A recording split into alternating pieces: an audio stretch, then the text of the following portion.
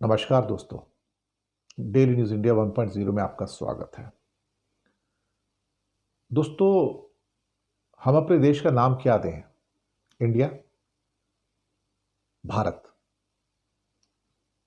या फिर ये कह सकते हैं अडानी लैंड। सब कुछ तो उन्हीं के नाम से है।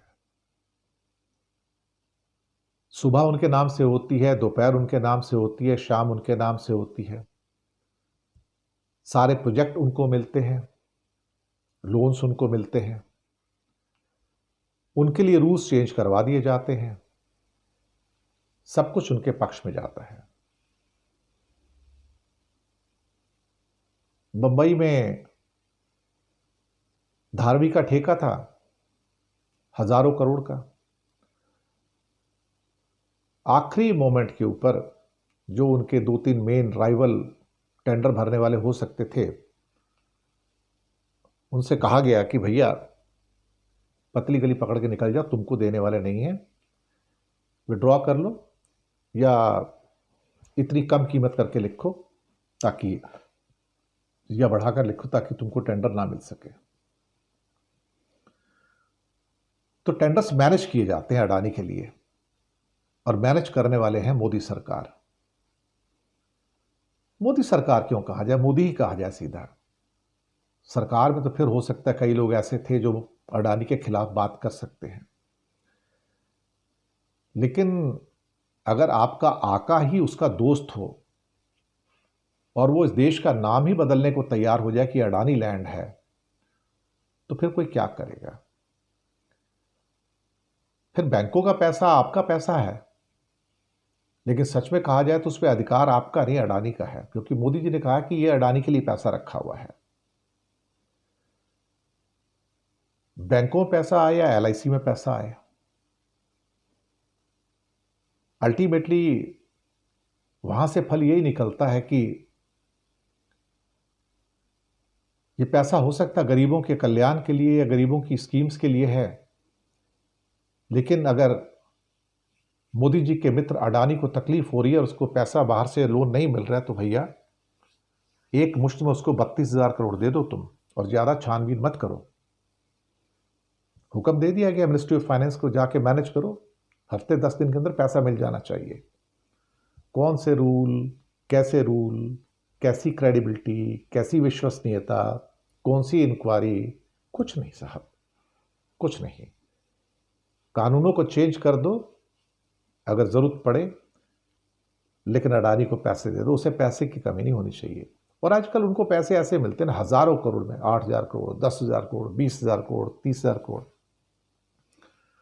आप कभी बैंक में चले जाओ 5 लाख का लोन लेने के लिए, आपको इतने चक्कर कटवाएंगे साहब, इतने चक्कर कटवाएंगे, इतने सिग्नेचर करवाएंगे कि अल्टीमेटली आप फ्रस्ट्रेट हो जाओ, कहता मारो गोली यार, मुझे लोन नहीं चाहिए, मैं कहीं और से जाके सोना वोना बेच के काम चला लूंगा।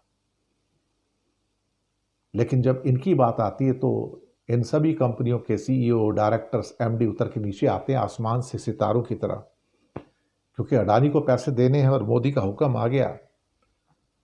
और अब आप चाहे एसबीआई के चेयरमैन हो या एलआईसी के चेयरमैन हो या फिर किसी और बैंक के चेयरमैन हो, आपकी हस्ती क्या है मोदी के सामने या अडानी के सामने?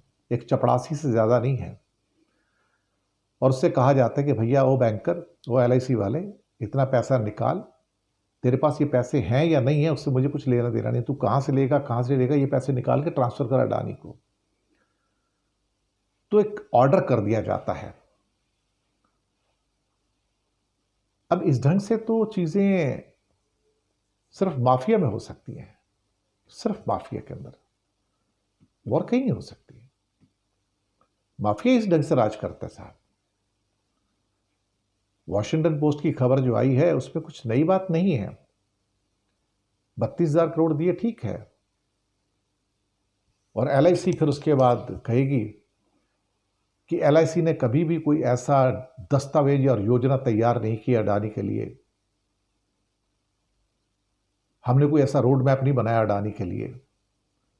हमारे सभी इन्वेस्टमेंट के डिसीजंस जो होते हैं जांच पड़ताल के बाद बोर्ड की पॉलिसीज के अनुसार इंडिपेंडेंटली लिए जाते हैं, और इसमें किसी भी मिनिस्ट्री ऑफ फाइनेंस या उसके विभाग की कोई भूमिका नहीं होती है।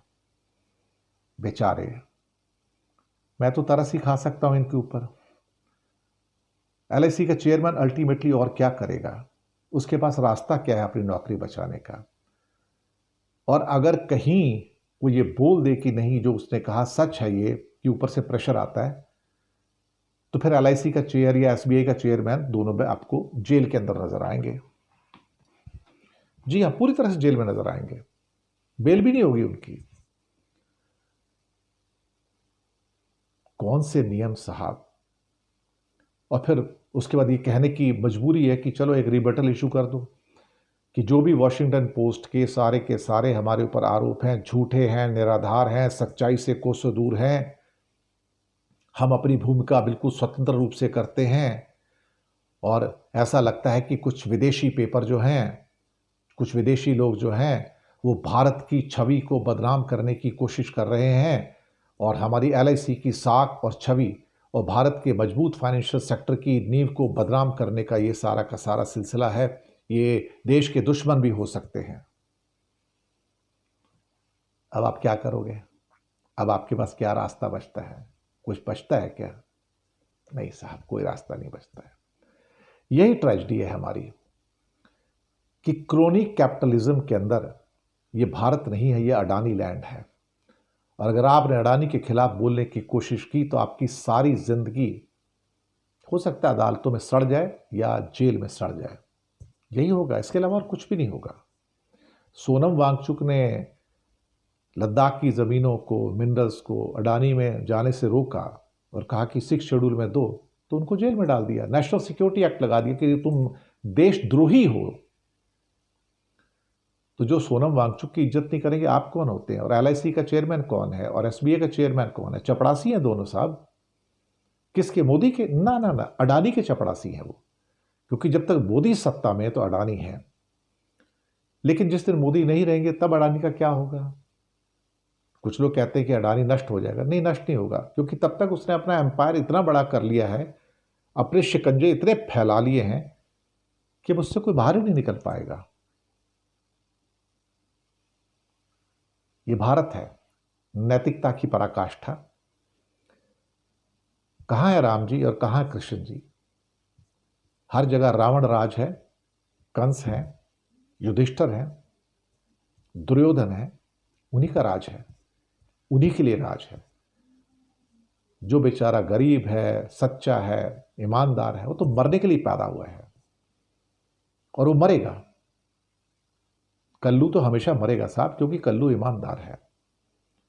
और इस देश का नाम तो बदल कर अडानी लैंड रख दिया जाए, क्योंकि उन्हें तो कोई टच नहीं कर सकता। क्या कहा जाए, यही असलियत है। बेचारा एलआईसी, मुझे तरस आता है, मैं क्या कहूं एलआईसी के चेयरमैन को, इससे ज्यादा मैं क्या कह सकता हूं। बेचारे हैं वो लोग। इसे कहते हैं तानाशाही, या ये कहते हैं सत्ता का रूप ही यही है। सभी जगह सत्ता ऐसी होती है, इसमें अलग क्या है अगर भारत में ऐसा है तो। शुक्रिया आपका।